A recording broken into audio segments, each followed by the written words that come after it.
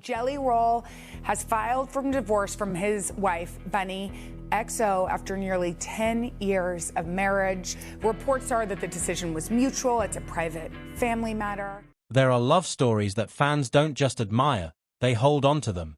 They point to them and say, see, it can happen, even for the broken ones, even for the ones who started with nothing.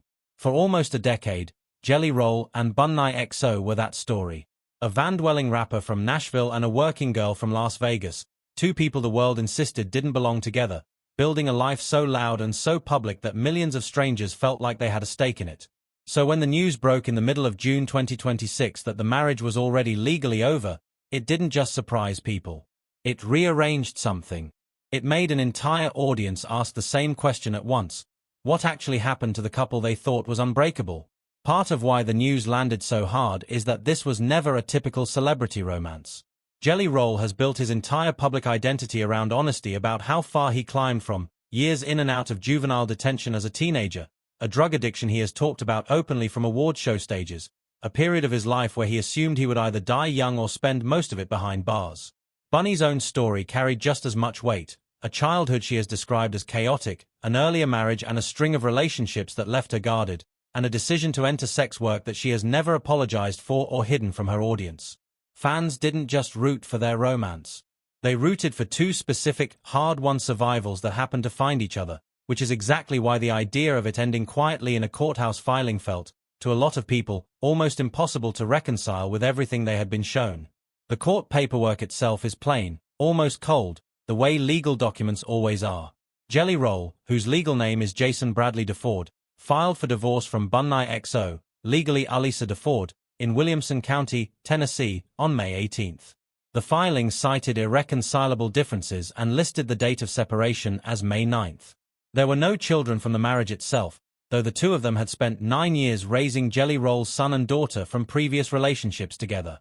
TMZ broke the story first, and within hours every major outlet from CNN to NBC to Rolling Stone had picked it up, each one running some version of the same disbelieving headline.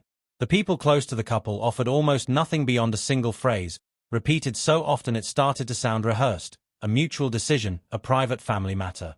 What makes the timing so jarring is how recently the two of them had been telling a completely different story in public. In February, at the Grammy Awards, they were photographed holding each other on the red carpet, visibly affectionate, and when Jelly Roll won Best Contemporary Country Album for Beautifully Broken, he thanked her from the stage. That same month, Bunnie released her memoir, Stripped Down, unfiltered and unapologetic, and in interviews promoting it she sounded like a woman describing the best chapter of her life. She told one outlet that after years of working toward goals they used to only dream about, they were finally in what she called their excitement phase. She talked about a 5-year plan the two of them had sketched out on their very first night together back in 2016, and how, a decade later, pieces of it were actually starting to come true. Most strikingly, she confirmed that they had selected a surrogate and were hoping to welcome twins, using her eggs and his, the family they had wanted for years and had struggled for just as long to build. 3 months after that interview, he filed for divorce. To understand how a marriage gets from a Grammy red carpet to a courthouse filing in the space of 3 months, you have to go back to where it started, because almost nothing about this relationship ever followed an ordinary script. They met in 2015, before he was famous, when he was still playing small rooms and living out of a van. Bunnie was in Las Vegas working as an escort and happened to be in the room that night with someone else entirely. By his own account, given years later, nothing about the two of them made sense on paper. He's joked publicly that she wasn't his type, that he was nowhere near hers, that an outside observer would never have paired them. But a friendship formed first, slow and unglamorous, built on phone calls where he'd ask her advice about raising his daughter and she'd actually sit with him through it. That friendship became something neither of them could keep pretending wasn't happening, and in August 2016, the two of them got married in a Las Vegas chapel, broke and unbothered by it, betting everything on each other with almost nothing in their pockets.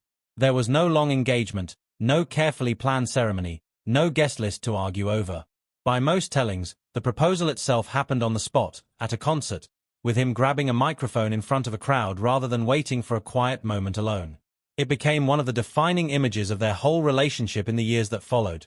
Two people who didn't wait for permission or perfect circumstances to commit to each other, who treated impulsiveness less like recklessness and more like proof that the connection was real.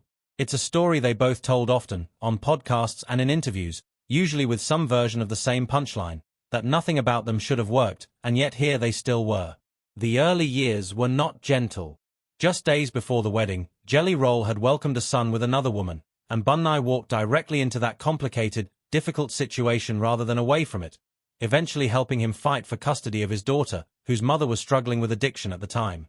She got sober for the sake of those kids.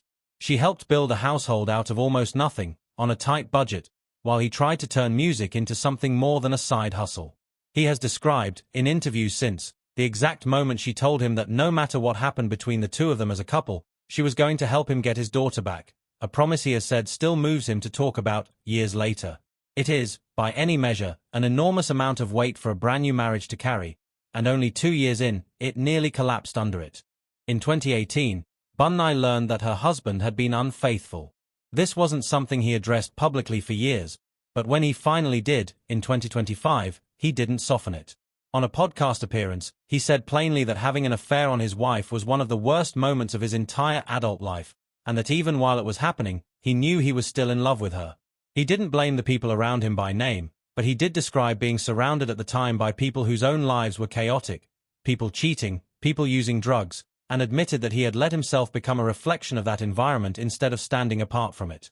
Bunnie, for her part, has said she was devastated, that she genuinely believed he was different, and that in the aftermath she found herself asking a harder question about her own patterns rather than only being angry at him. She moved back to Las Vegas. By any reasonable measure, the marriage was over. It didn't stay over. The two of them eventually found their way back to each other, though Bunnie has been honest that trust doesn't return on command just because two people want it to. She said it took years before she fully believed he loved her again, years before she stopped feeling disposable, like someone who could simply be replaced. In a 2024 video, she referred back to that period directly, noting that the two of them had broken up in 2018, that she'd moved back to Vegas, and that he had come to get her back, and that everything that followed, all the growth, all the milestones, had been built on top of that reconciliation. In February of this year, talking about the same chapter, she reframed it in stronger terms still, saying that as wrong as the affair was, she was almost grateful it happened, because it forced both of them to learn what it actually means to choose another person, not just on the easy days, but especially on the days you don't feel like it. While they were repairing the relationship privately, both of their public lives were transforming at a pace almost nobody could have predicted.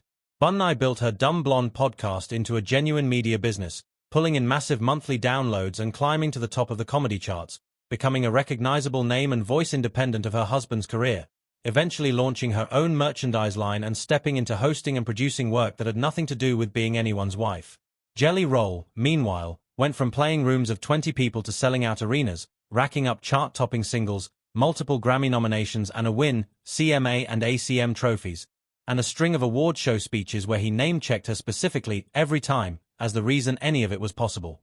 He also lost close to 300 pounds along the way, a transformation he has credited repeatedly and publicly to her, saying more than once that he isn't sure he would still be alive without her pushing him toward it.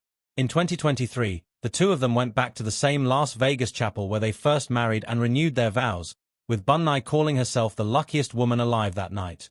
It looked, from the outside, like a complete redemption arc, for him, for them, for the relationship itself.